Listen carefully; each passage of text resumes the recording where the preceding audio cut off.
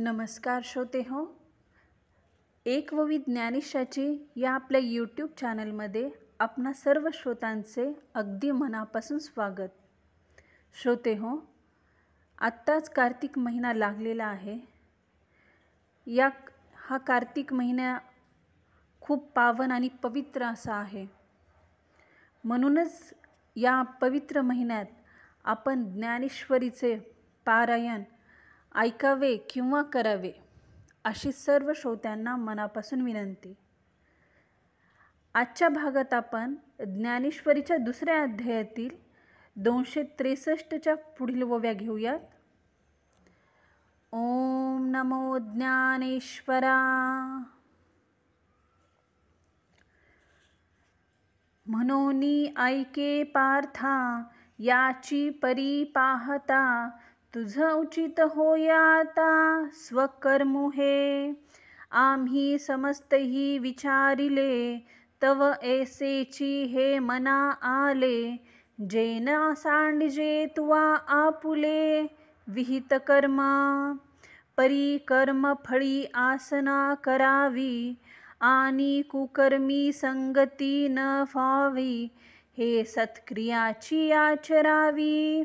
हे तू विना तू योगयुक्त होनी, फळाचा संगू टाकोनी. मग अर्जुना चित्त देऊनी, करी कर्म.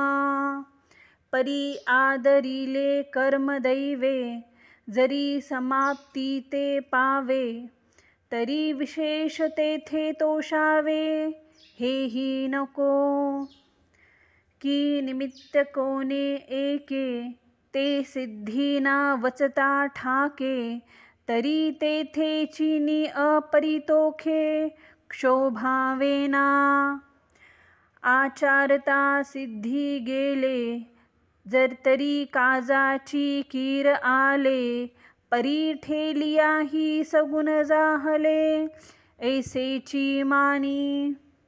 देखे जे तुलाले कर्म निपिजे, ते तुले आदि पुरुष अर्पिजे. तरी परिपूर्ण सहजे, जाहले जाणे. देखे संता संत कर्मी, हे जे सरीसपणे मनो नमो धर्मी.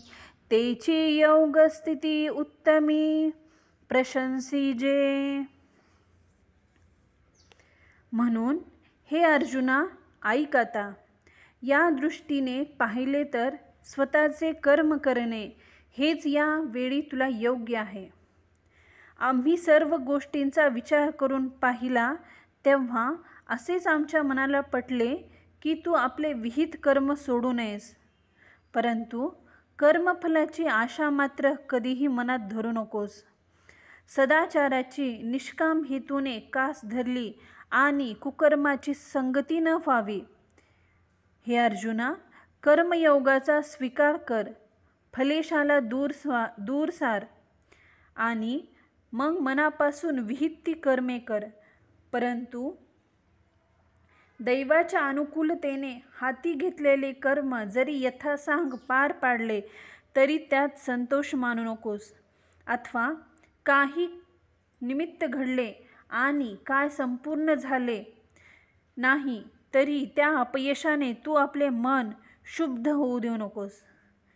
हाती घेतलेले कर्म सिद्धीस गेले तर खरोखर आपले कामच झाले, पण जरी ते अपूर्ण राहिले तरी ते सफल झाले असे समज. जे आपल्या हातून कर्म घडेल ते जर ईश्वरार्पण केले तर ते सहजच परिपूर्ण झाले आहे असे समज. हे पहा, पूर्ण किंवा अपूर्ण कर्माविषयी हा जो मनाचा समतोलपणा आहे तीच खरी योगस्थिती. तिचीच ज्ञानीपुरुष प्रशंसा करतात.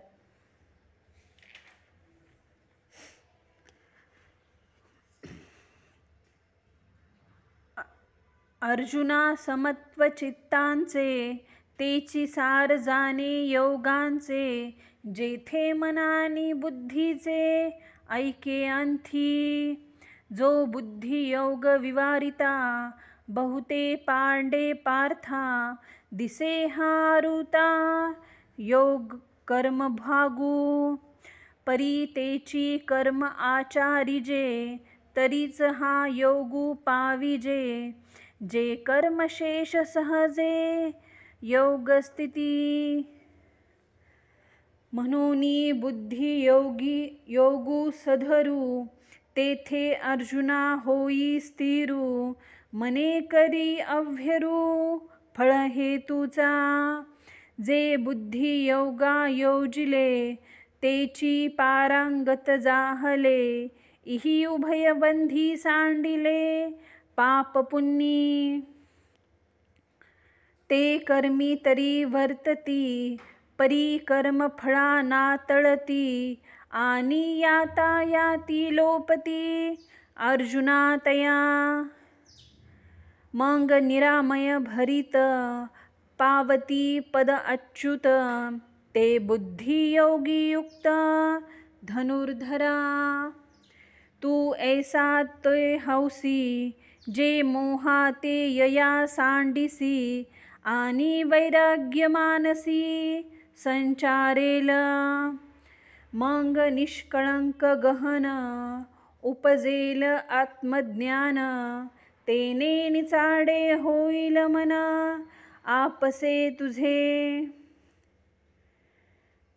तेथ अनेक काही जाणावे का मागिला ते स्मरावे हे अर्जुना आघवे पारुशेल या ओव्यांचे वर्णन करताना माऊली म्हणतात, हे पार्था, चित्ताची ही समता हेच योगाचे वर्म आहे असे समज. या योगात मन व बुद्धी याचे ऐक्य असते. हे अर्जुना, या बुद्धियोगाच्या तुलनेत सकाम कर्म करणे हे अगदीच कमी प्रतीचे दिसते. परंतु कर्माचे जे आचरण तेच योगाचे साधन आहे. सकाम कर्मातून कर्तृत्वमंद आणि फलस्वाद टाकून राहिलेले कर्म तू सहज योगस्थिती आहे. म्हणून तू बुद्धियोगाचा भक्कम आधार घेऊन स्थिर हो आणि अर्जुना, फलेशाचा तू मनाने अव्यय कर. जे हा बुद्धियोग स्वीकारतात तेच या संसार तरून जातात. त्यांना पापपुण्याची बंधने उरत नाहीत. जे कर्म तर करतात पण फळाची आसक्ती धरत नाहीत. म्हणून हे अर्जुना, त्यांच्या जन्ममरणाच्या एरझाऱ्या बंद पडतात.